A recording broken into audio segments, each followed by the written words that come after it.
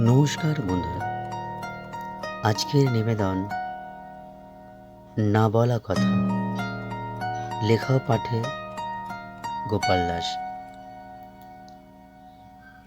আজও বলা হলো না একটি কথা,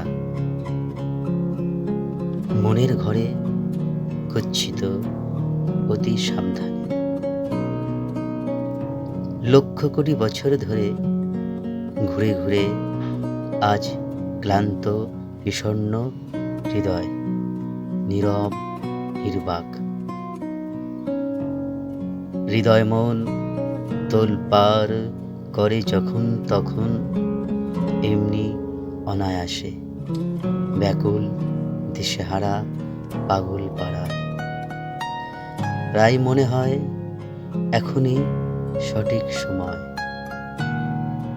মনে জমানো কথা এখনই বলে দেওয়া যায়।